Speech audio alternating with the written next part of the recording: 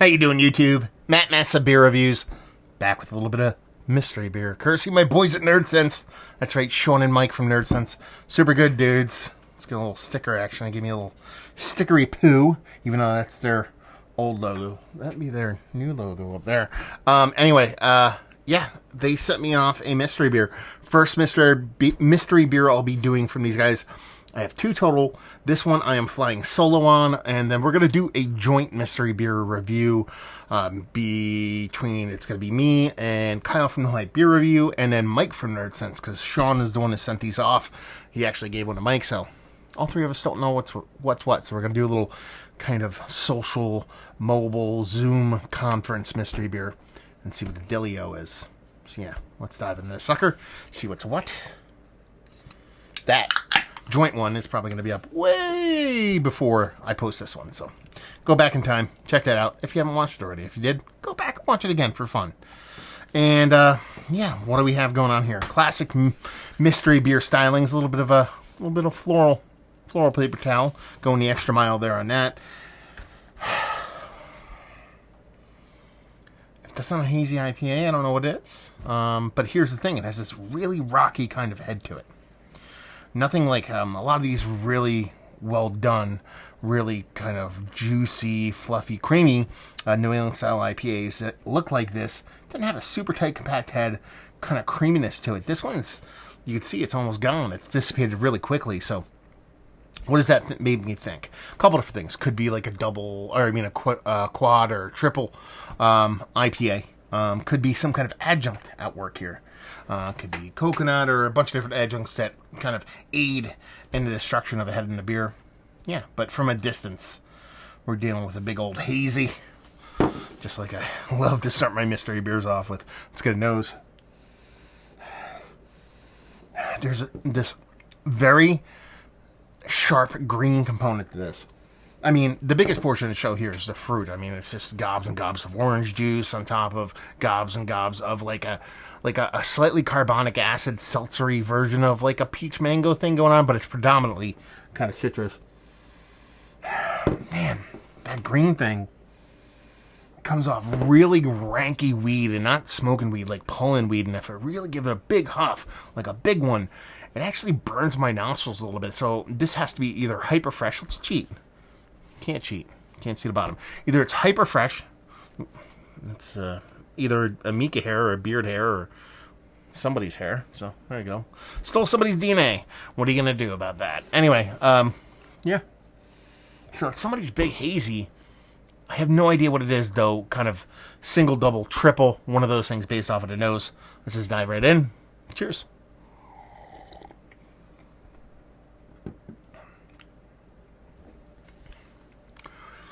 This is exceedingly green.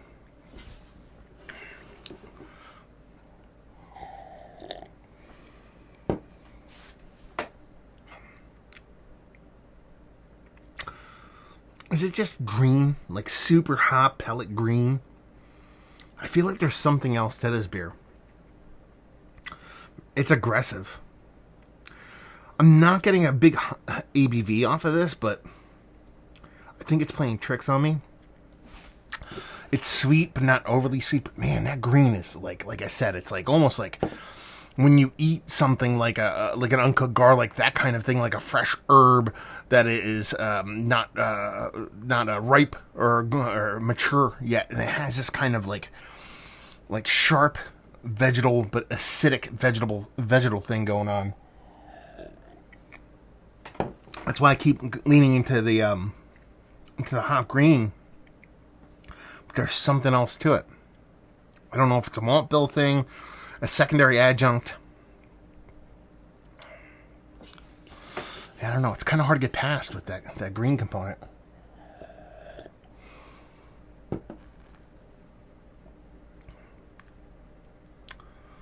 Yeah, I have no idea.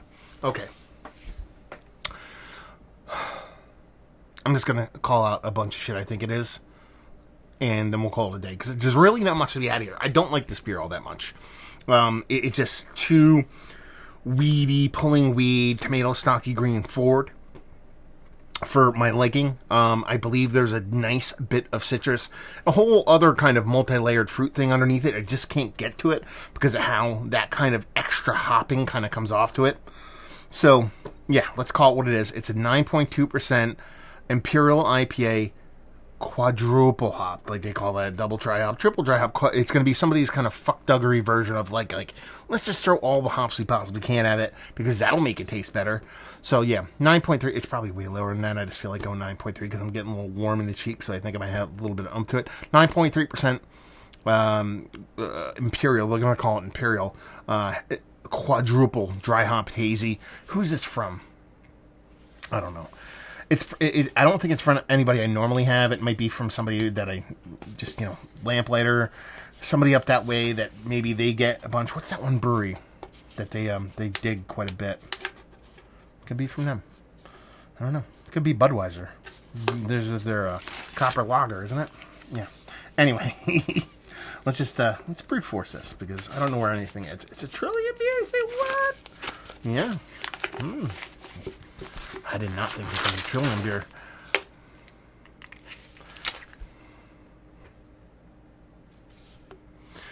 This is the most disappointing beer I've ever had in my life.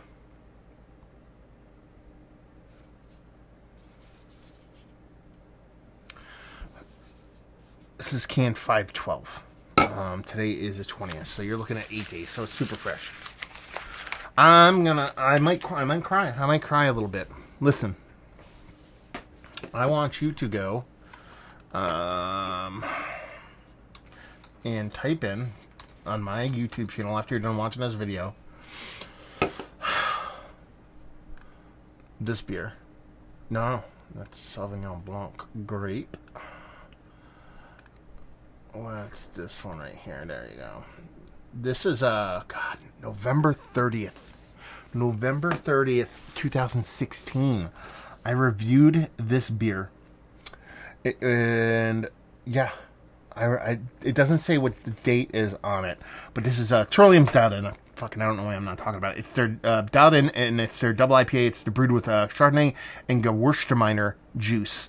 This is an 8.5% alcohol by volume double IPA, and this has been, to this day, my favorite double IPA that I think I have ever had. Go back and watch that. I don't think there's two different variants of it. Not variants, but there was a dialed-in Gewürztraminer, and then there was a Sauvignon Blanc grape. I believe it's the Gewürztraminer that really kind of did me proper. And honestly, up until this second, I have talked about this beer being like, if people are like, oh, what's the best hazy you ever had? I'm like, probably dialed in, Chardonnay Gewürztraminer. I mean, I love that beer. This is not that beer. It's not. I understand people change. I understand palates change. Man, this is not that beer.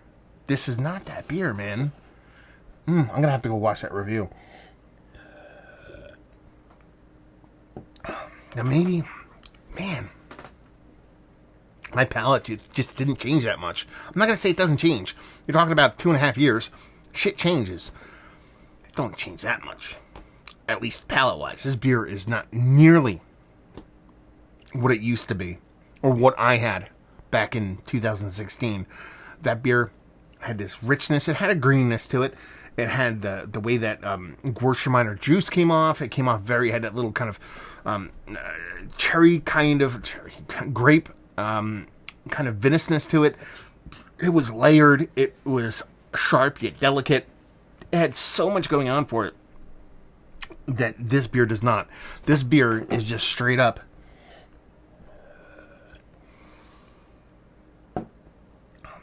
double IPA that's being cock-blocked by super hyper green and carbonic acid. And it's a shame because two different reasons. One, it doesn't taste like that beer. It doesn't. I know I keep repeating that, but I have to keep repeating that because it's not the same beer. And two, I probably look like a dick because people are like, this dude thinks this beer is great. Be like, he's fucked up. Because there's no way. I gotta go look up the actual reviews on this after I'm done with this. Not that those all mean a ton, as you can see right now. 2.5 years ago, I said this is King Shit of Fuck Mountain. Way this lands right now, this would not even be in the conversation of being one of my favorite double IPAs. Yeah, just totally missed the mark for me. Way too sharp, way too green. That carbonic acid thing did not exist back then, and it just is kind of a hot fucking dumpster fire mess of something that used to be. Oh man, it used to be the best. This is sad, man. So there's a really small, obscure band called Leeway from New York. I believe they started in the late 70s, but they kind of through the 80s. And I didn't really pick up on them early on, but a group of friends of mine were really big fans of Leeway. And I got into their music, and I still really enjoy their music. And not that they became like a cult hero status for us, but they were fucking awesome. They're like fucking Leeway. They're fucking awesome.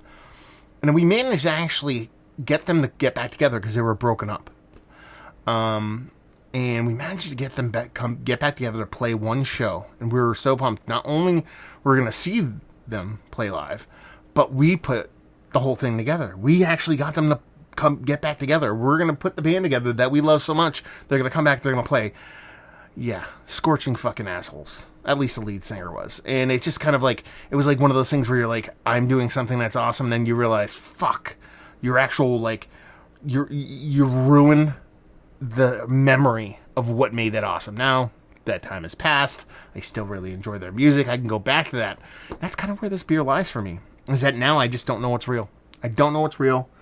And I curse you in your house. All nerd sense. No, I'm joking. Yeah, it's honestly a really fun mystery beer. Probably the best one I've ever, or not best one, as far as performance. I kind of sucked at it.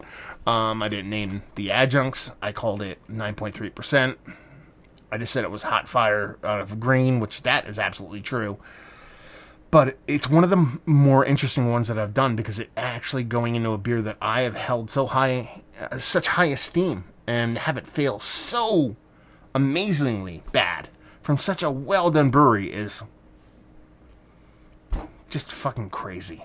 Just absolutely crazy. So, yeah, thank you very much, guys. Thank you very much, Sean and Mike. This is super fun and probably one of my favorite mystery beers I've ever done. So let's cut to the chase. One of the better double IPAs I've had as of late. No, it's my favorite of all time, and at the same time, it's one of the worst.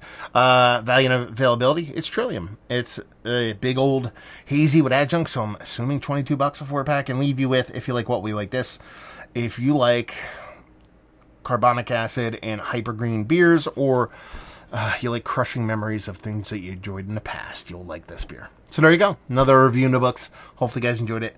Down there if you want to talk about it. Massive Beers if you want to check me out doing the social media stuff. Beer Massive. Want to check me out doing a whole podcasting thing. And hopefully you guys enjoyed the review. Hopefully enjoying a little bit of good beer of futures past. I don't know. Hope to see you next time. Cheers.